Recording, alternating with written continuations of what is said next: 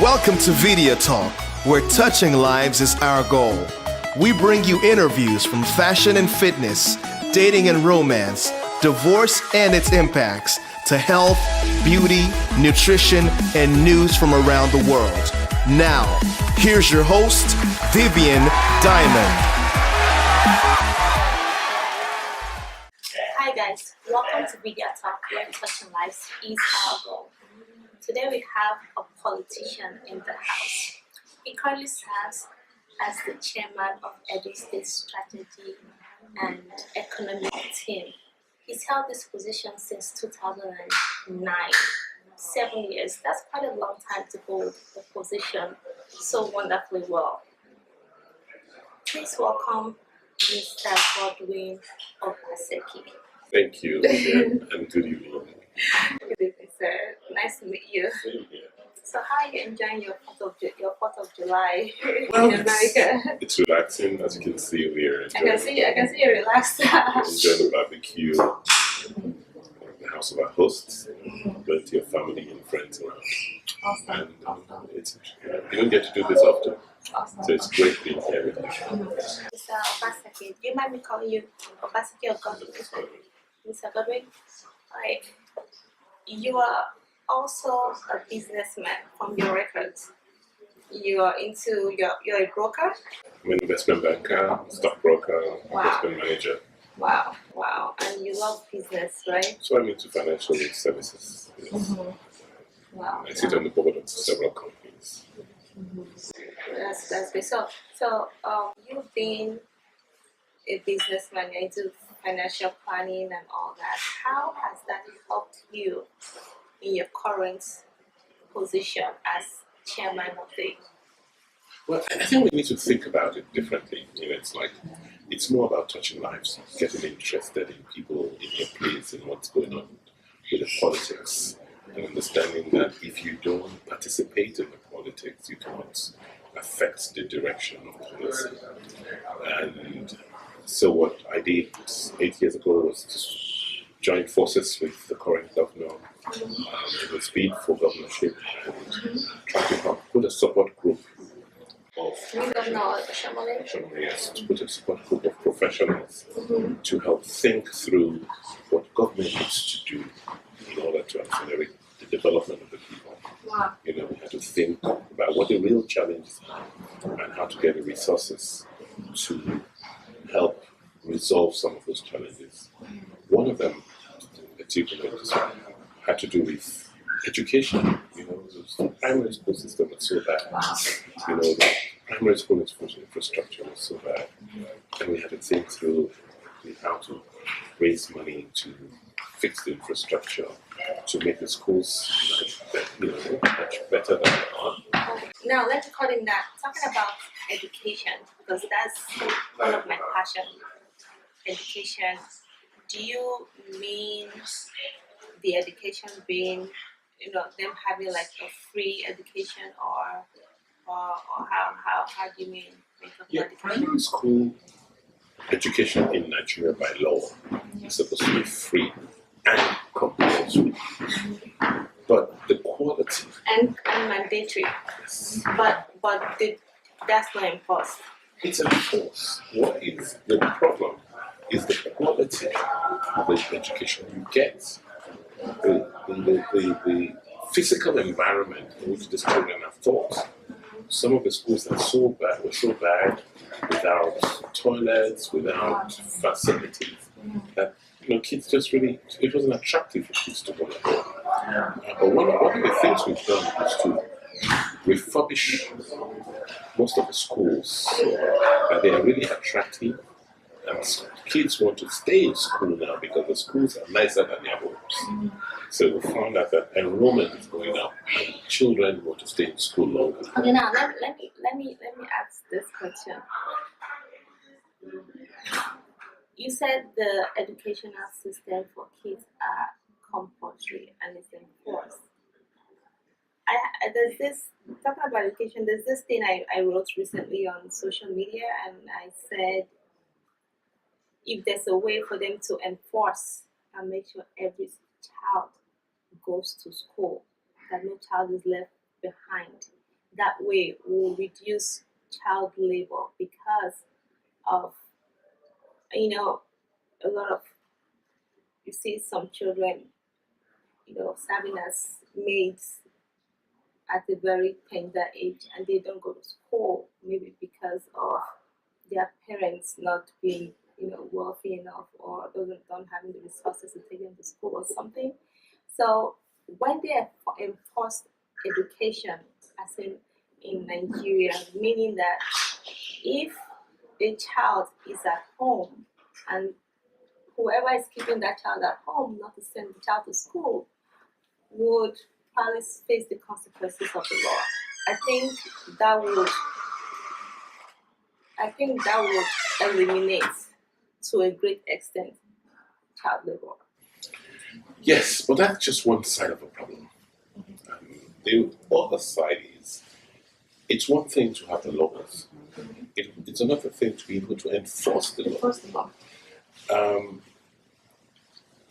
If, as a parent, you know that sending a child to school is a waste of time because there are no teachers in that school, there's nobody to enforce it, has to give those children education. If the physical environment in which the children have to function is so bad, like the schools have no roof, and when it rains, you don't want the children to be drenched in school. They don't keep them at home. They will keep them at home.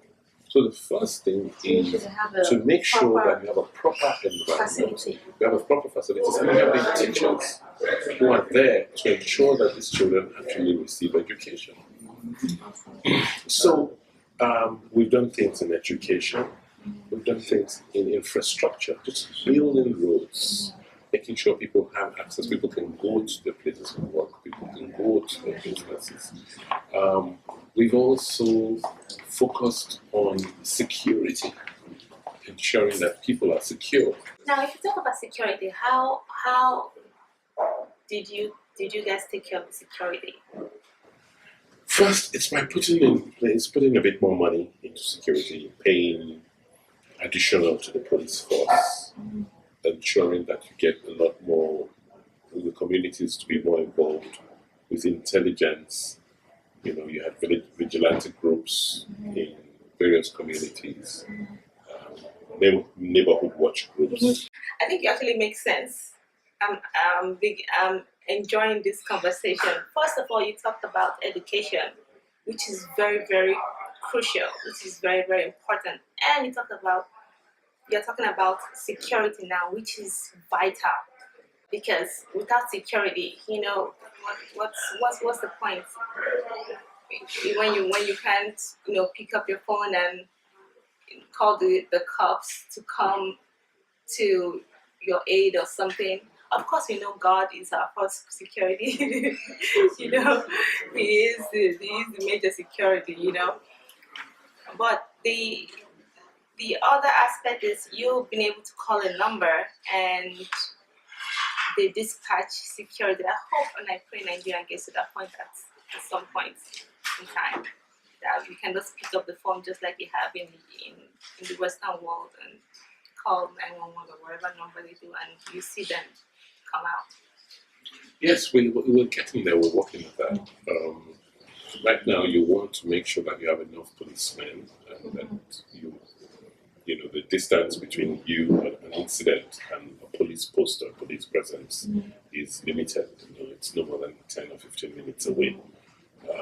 Thank God for the GSM, the phone revolution. You should also be able to use those technologies in helping resolve the issues of crime and kidnapping. You've been a chairman, right, for 7 years. What made you decide to run for this position, for the governor position? Over the last 7 years, we actually started a major reform effort in the state. Because before the 7 years, the government before did not do well. Things were really broken. Like I said, the educational system was in tatters. The government was terribly corrupt and broken. Wow. salaries were not being paid on time, pensions were not being paid to people who had retired. The place was very insecure. That was the situation we met about 7 years ago. The thing I'm thinking about you right now is that you're hitting all the right points. First of all, you mentioned education, you mentioned security, and you're talking about salaries not being paid. All these points are very, very vital, very, very important, in running a good community. Purpose of government. If you don't do that, then you have failed as a government. Isn't that basic minimum? Salaries being paid, because most times I hear of people's salary not being paid, and that's very. And you have an MBA in finance. I need to mention that he has an MBA in finance and a bachelor's in classics. Yes, sir. Okay. What do people do with their bachelor's in classics? What's it about? Classics is the core of the humanities. It's literature, philosophy. Awesome. Yeah. So it gives you the basis for knowledge. Yeah. So the reason why I decided to run was we had started a whole reform effort. We began to fix states, get the civil service to work, get the educational system up again running. We started building quality roads. We started paying pensions, salaries on time. We are doing a lot of things. But 7 years is not enough to transform and make the society where you want. So you, as a local, as a chairman of Edo State, Was doing the thinking and the planning. Doing the thinking. Oh, okay. So you were doing the thinking and the planning. Okay. I thought your position did all that. No. Yeah, the governor did that. Okay, but you helped them in structuring or strategic. Okay, awesome. So Wonderful. now there's an opportunity now. The current governor is finishing his term, and I just got concerned that there are not many people, at least nobody else I know who's running, who has as much knowledge, information, and even passion to continue with what we've been doing in the last 7 years. So you want to continue on that part? But more importantly, the things we still haven't done. So we're focused on building what you call a substructure. It's like when you're building a house. The first thing to do is you clear the place, and then you then begin to build the foundation. Having built the foundation, you put up the columns and all the structures, and then you begin to build them. The advantage I have is I was part of that whole design. We worked with the current team to understand the design. So I understand the design, what we intend to build. Okay, And I've also been part of putting the foundation together, understand the foundation. So you're basically saying that it's like a continuity Precisely. of exactly. So you already know the plan and all that, so it's easy for you to carry it out. Precisely. There's a problem with African governments.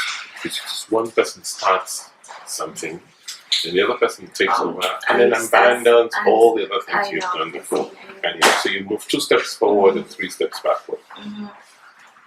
Wow, I see that. I mean, I think that's a great idea.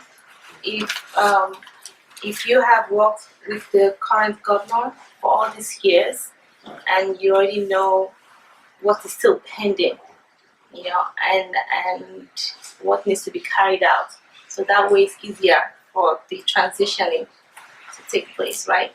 Definitely. Okay, awesome. Mr.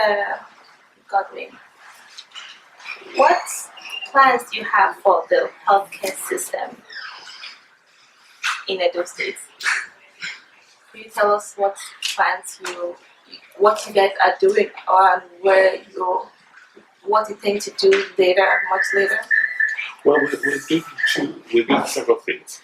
The first thing is to try to make sure we make healthcare available to the mass of our people by rebuilding our hospital systems, by hiring more doctors, by focusing our attention on the most prevalent diseases like malaria, typhoid, and the things people diseases people contract so often.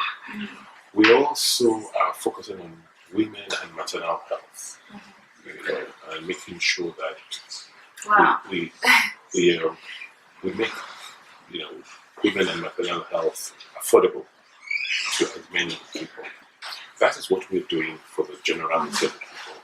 But at another level, we're also looking at trying to make the state a tourism hub, a medical tourism hub, because a lot of Nigerians go abroad for medical.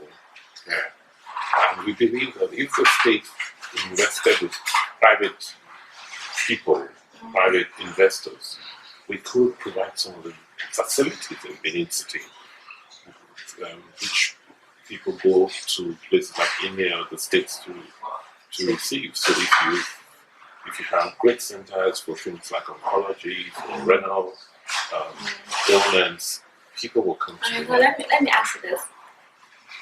Would there be any free medical treatments? There will be free medical treatment for those who cannot afford it. Because I've heard So of, for women and children, for instance, women who have maternal, for maternal care for children, it's free. because I've heard of several situations where there's an emergency and they rush the person to the hospital and they refuse to, administer any form of Not treatment. a government hospital, maybe a private hospital. Okay. But government hospitals, you're taken in free, you're treated, then Now, government hospitals, are they well equipped? That's like what you're saying, that you want to equip them. Those we have started. we've started equipping, so they'll have everything they need, so that whatever happens, they are ready. They are well equipped to, take on Yes. the challenges or whatever it is. That's right. That'd be awesome, because we see a lot of people traveling overseas to receive treatments. That doesn't even, and we have great doctors. We are one of the Nigerians, one of the most educated. We have one of the most educated people worldwide. So it's kind of makes them handicapped when they don't have the essentials they need to carry out. Particularly diagnostic equipment. Exactly. So that would be very good if you could do that. We've actually started. We rebuilt a general hospital, that was built 70 years ago. Wow. The first time in 70 years, we've just completely knocked down and built a hospital. And when you see the hospital today, Wow. you cannot tell if it's a hospital or a 5-star hotel. Wow. Awesome. So we're building infrastructure, we're equipping the hospitals, Awesome. and we're attracting quality Awesome. professionals to come and manage Awesome. them. How about in the areas of job placements? Yes, that is an area of concern to government, creating new jobs. But the jobs will be created by the private sector. We're fortunate that there's a huge opportunity in Nigeria today. You see, before now, we relied a lot on oil revenues, Exactly. the sale of crude oil, and from there, government spent money. But with the depressed oil prices, it means that therefore that we have to produce most of what we consume, particularly food and agricultural-based products. And so, as a state, we are encouraging and inviting investors, particularly in agriculture, to come and invest. And that way we'll be able to create lots and lots of jobs. We are also looking at the area of technology for young people. So we're investing in broadband so that people can have access to the internet Exactly. and be able to create jobs and do, all sorts of interesting things using technology and B2Bs, C2Bs, and all the opportunities that technology offers you. Now, Mr. Godwin, what do we do in the aspect of power? So we're fortunate in the area of electricity, in the sense that today, Edo State is positioned to be a major electricity generation hub. There is already a 450 megawatts plant, which is being it's not up yet because you don't have the gas supply, but that's been worked on. But and in addition, we have another 450 megawatts plant under construction. It's the first privately owned independent power project in Nigeria. And it's very large. It's one of the largest project financing in electricity in Africa today, called the Azura Power Plant. Azura Power Plant? Yes. You can Google it. Is it a windmill or what was it? It's gas. Gas. And with that, you're going to have about 900 megawatts of power in one city being generated there. Some of that will be used locally, some of it will be sold. And the other thing we want to do with electricity, while we're waiting for the big plants, we will do smaller plants, for different areas of production. So while you're waiting for the 100 to 500 megawatt plants, you can do the 5 or 10 megawatt plants in certain areas to now encourage people to go into this area and use electricity for production. That's awesome because electricity is a major concern. Because I tell you this, Nigeria would have made greater progress if we have a steady power supply.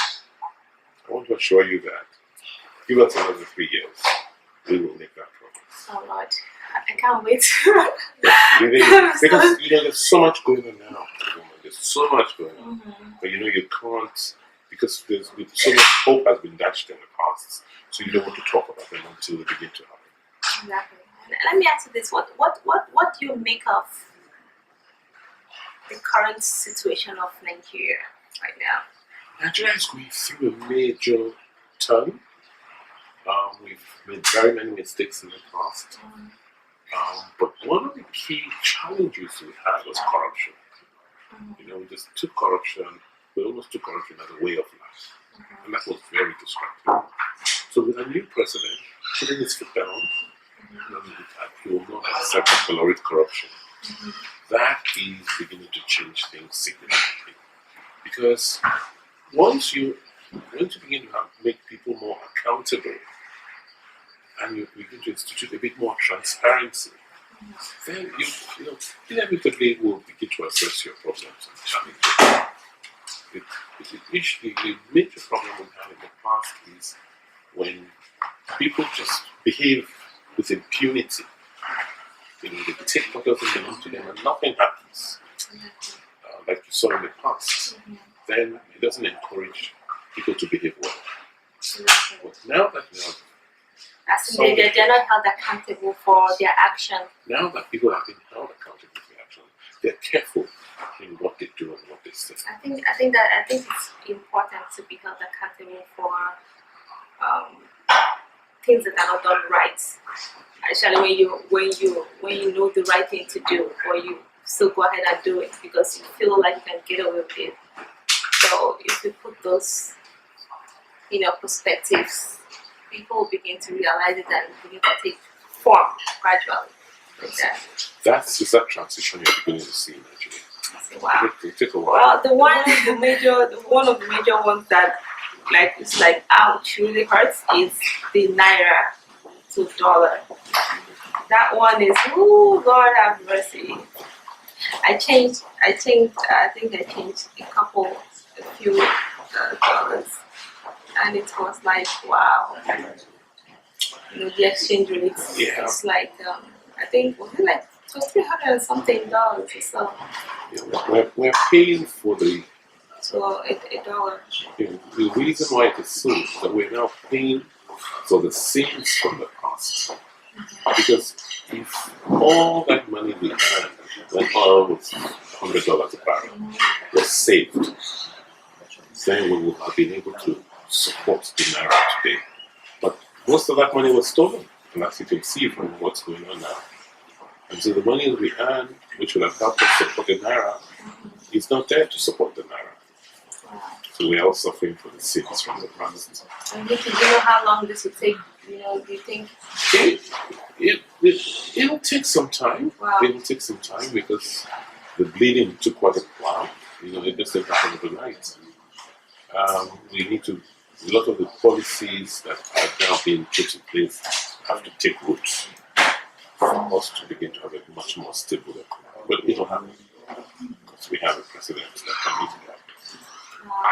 I mean, I like your determination and your. I live there, I see it, I know it. I'm Wow. very positive. I like that. I like that. That's great. That's great. I mean, you know, talking to you kind of made me relax. Like you got it all in control. You know, in the area which you're trying to run for contest for, I wish you all the best in that. Thank you so much, Mr. Obaseki, Thank you very much. for coming on Vidia Talk. I really do appreciate that, for taking time to come on our show. In a few words, could you look at the cameras and tell the people why they should vote for you? I said people should vote for me because I represent the future, I represent the change we need. We've made a lot of progress in the last several years. There's quite a lot much more to be done, and you need somebody who has a passion, who has a commitment, who has a dedication, who has the understanding to carry on. That's why I think that's why I'm for the job. Yeah. So viewers, you've heard it. He made me so comfortable because when I came to, you know, the first conversation we were having, I was kind of like, but you know, he had a lot of questions. Well, he seemed very knowledgeable, and he's been into this for, you know, a couple of years. For you to cover women, healthcare, security, power, the economic, they're major things. You know, that you seem really knowledgeable, knowing what you're doing, knowing your audience. You know, so I'm impressed. Because coming interviewing you today, I didn't really know what to expect, but yeah, you you handled it pretty well, and I'm grateful that you're on the show, and I'm grateful that Nigeria has a candidate like you that is thinking for the people, thinking for the masses. You're not just, you know, thinking about yourself. You're thinking about others. You put others first. And that is what leadership should be about, you know, because you are there to serve the people. And I hope everything goes well with you for the campaign. Thank you very much. I really enjoyed being on your show. Thank you so much. Thanks. Thank you so much, sir, for coming on Vidia Talk. Thank you very much Please for do come having back me. next time. Sure will. So thank you so much, guys, for tuning in to watch our wonderful interview with Mr. Godwin Obaseki. So go out there, 2016 September, around the corner, and vote wisely. May your votes count. Thank you so much, guys, and we'll see you guys next week. Bye now.